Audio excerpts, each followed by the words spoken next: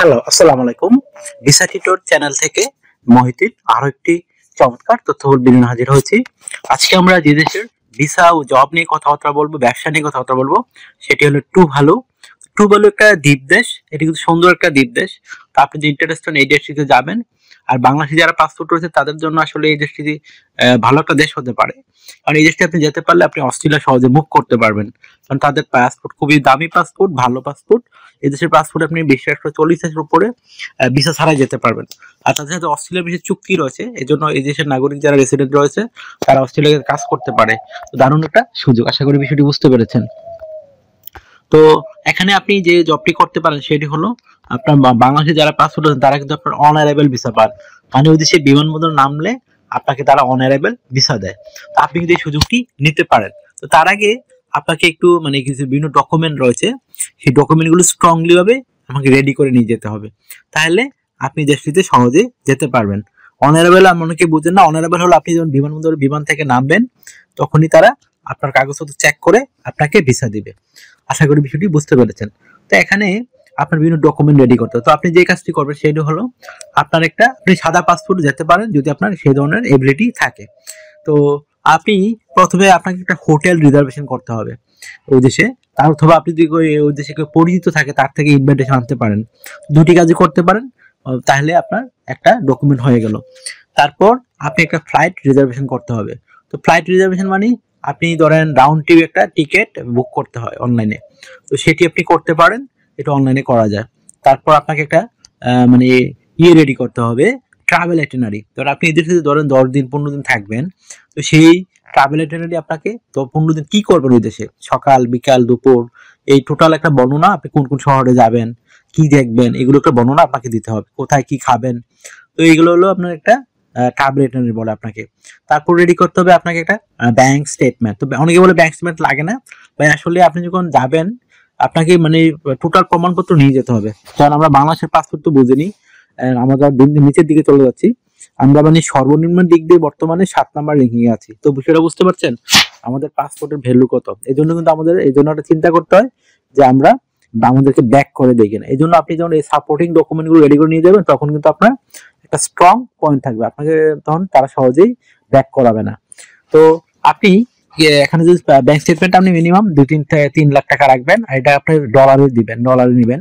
তো ব্যাংক থেকে যখন নেবেন তখন তাদেরকে বললে হবে যে আমার এই ব্যাংক স্টেটমেন্ট আপনারা ডলারে দেন, তাহলে আপনার তারা ডলারে দিয়ে দিবে। তো আপনার হয়ে গেল রেডি। তারপর রেডি করতে হবে একটা আপনাকে স্ট্যান্ডার্ড মানের কভার লেটার। তো জবের যে কভার লেটার আর আপনার ভিজিট ভিসার কভার লেটার অনেক ডিফারেন্স হয়, আপনি এটা চিন্তা করে সুন্দর করে রেডি করতে হবে। তো আপনি কিভাবে রেডি করবেন একটা এই কভার লেটার?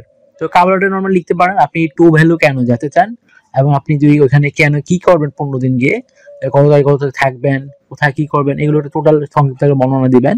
তারপর আপনার সাথে বিভিন্ন ডকুমেন্ট রয়েছে, সেই ডকুমেন্টগুলো আপনি সংযুক্ত করে দিবেন এখানে। আপনার travel itinerary, hotel reservation, flight booking, আপনার টিন সার্টিফিকেট, যা যা আছে আপনার এগুলো টোটাল একটা লিস্ট আকারে আপনি দিয়ে দিবেন। তো তারা বুঝতে পারেন আপনার সাথে এই ডকুমেন্টগুলো রয়েছে। তারপর আপনাকে রেডি করতে হবে একটা স্ট্যান্ডার্ড মানে সিবি। তো সিবিটি এই জন্য দরকার, ধরেন আপনি কি করেন, আপনি ব্যবসা করেন না চাকরি করেন, তো সিবিটি থাকলে তারা বুঝতে পারবে যে আপনি একজন এই ধরনের মানে প্রফেশনাল লোক। তো এই জন্য আপনাকে একটা সিবি রেডি করে নিতে। তো সিবি রেডি করতে আপনার বিভিন্ন ডকুমেন্ট লাগে, বিশেষ করে আপনার এনআইডি কার্ড, আপনার পাসপোর্ট, আপনার ইমেল ঠিকানা, আপনার লিঙ্কডইন প্রোফাইল, আপনার যদি থাকে এগুলো, কাজের অভিজ্ঞতা, সরকারি ট্রেনিং সার্টিফিকেট, এগুলো থাকলে স্ট্যান্ডার্ড সিভি রেডি করতে পারবেন। তো তথ্যগুলো আপনি সাজানো একটা মোস্ট ইম্পর্টেন্ট বিষয়। কিভাবে সাজাবেন? আপনার প্রথমে এনআইডি কার্ড, পাসপোর্ট অনুযায়ী আপনার name, personal details, contact details আপনি অ্যাড করে নেবেন। তারপর লিঙ্কডইন প্রোফাইল থাকলে দিয়ে দিবেন, না থাকলে একটা রেডি করে নেবেন। তারপর দিবেন পাসপোর্টের ছবি, তারপর আপনার working experience, working history, education background. তারপর আপনি দিতে পারেন আপনার বিভিন্ন যে রয়েছে, বিশেষ করে এই সরকারি ট্রেনিং সার্টিফিকেট, সেগুলো দিবেন। আপনার বিভিন্ন skill, digital skill, language proficiency, আর যদি আপনার কোনো হবি থাকে যেমন ট্রাভেলিং, আপনি ফিশিং করতে ভালোবাসেন, এগুলো দিয়ে দিবেন। তো হয়ে গেল স্ট্যান্ডার্ড মানে সিভি, কভার লেটার, আপনার বিভিন্ন প্রয়োজনীয় ডকুমেন্ট। তো এগুলো থাকলে আপনি মোটামুটি জাস্ট একটা বিমান টিকিট কেটে আপনি হচ্ছে বিমানবন্দরে পৌঁছতে পারলে আপনাকে কিন্তু তারা ঢুকতে দিবে। আশা করি বিষয়টি বুঝতে পেরেছেন। তো আপনার যদি এই ভিডিওটি ভালো লেগে থাকে আপনি কিন্তু ভিডিওকে লাইক করতে পারেন। আমরা কিন্তু উৎসাহিত হই আপনার জন্য, এগুলো আমরা ইম্পর্টেন্ট ভিডিও নিয়ে আসি রেগুলার, চেষ্টা করি। আর আপনি যদি আরো কিছু জানতে চান অবশ্যই ভিডিওতে কমেন্টস করতে পারেন, আর আমার চ্যানেল আপনি নতুন হয়ে থাকলে চ্যানেলটি একটু দয়া করে সাবস্ক্রাইব করে রেখে দিবেন, আপনার কাজে লাগতে পারে। কারণ আমরা বিভিন্ন লিঙ্ক শেয়ার করে থাকি আপনাদের মাঝে, অথবা আমরা বিভিন্ন ইনফরমেশন দিয়ে থাকি, সবার আগে চেষ্টা করি আর রেগুলার আপনার জন্য ভিডিও দিয়ে থাকি যেন আপনারা ইনফরমেশন সঠিকভাবে পান। আশা করি বিষয়টি বুঝতে পেরেছেন।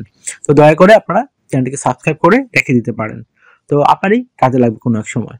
তারপর আর অনেকে আমাকে অনেক ফোন দেন, কল দেন, আসলে আমাকে ফোন দিয়ে কল দিতে পারবেন না, আপনার সাথে কাজ করতে গেলে ইন্টারেস্ট হলে আমাকে হোয়াটসঅ্যাপে কিন্তু মেসেজ দিতে পারেন, তখন আমি কিন্তু রিপ্লাই দেওয়ার চেষ্টা করি। আশা করি বিষয়টি বুঝতে পেরেছেন।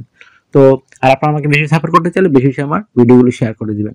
ভালো থাকবেন, take care, good bye, tata. কথা হবে আগামী কোনো ভিডিওতে আবার।